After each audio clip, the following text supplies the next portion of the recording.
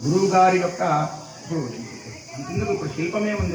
ఒక రాయిని ఏం చేస్తారు? ఒక శిల్పి చెక్కి చెక్కి చెక్కి ఒక శిల్ప రూపంలో, ఒక ఆకారంలో, ఒక దేవతామూర్తిగా, ఒక స్తంభంగా, లేదంటే ఒక ఇంటిగా, ఒక దానిగా రకరకాలుగా మరుస్తూ ఉంటారు.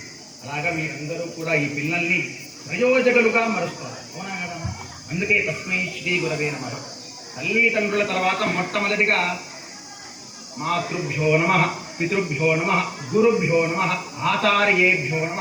తల్లిదండ్రుల తర్వాత మొట్టమొదటి గురువు ఎవరయ్యా అంటే మీరు చెప్పినటువంటి పిల్లలకి మీరే గురువులు. దేవుణ్ణి కూడా ప్రసాదించాలి. దేవుడు కూడా తర్వాతే, మీ తర్వాతే దేవుడు కూడా. ఎందుకు అంటే ఆ జ్ఞానాన్ని ప్రసాదించి, ఎందుకంటే ఇప్పుడు అజ్ఞానులు ప్రతి ఒక్కరూ పుట్టుకతో అజ్ఞానమే కదా.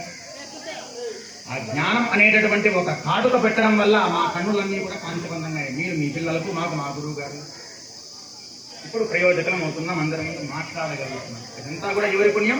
గురువు గారి పుణ్యమే. మీకు మీ గురువులు, వాళ్ళకు వాళ్ళ గురువులు. ఆ విద్యను పరంపర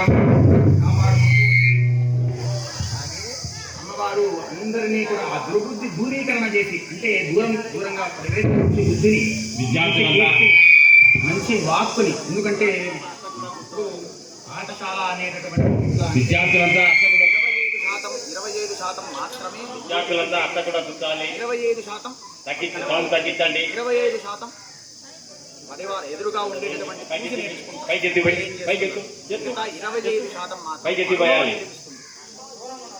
ఒకసారి చెప్పండి. పరిపూర్తయినటువంటిది కూడా ఇక్కడ మమ్మల్ని 100% తీర్చిదిద్దేటటువంటిది. ఒకసారి ఆ పాఠశాలలో మీరు అందరూ కూడా దేవతలతో సమానం. అలాగే అమ్మవారి యొక్క అనుగ్రహం పరిపూర్తిగా మీ పైన ఉండాలి, మీ పిల్లల పైన ఉండాలని లక్షణంగా అమ్మవారు అక్కడ కూర్చొని మిమ్మల్ని అందరినీ కూడా కలకాలం చల్లగా కాపాడుతారు. ప్రార్థన చెప్తున్నారు.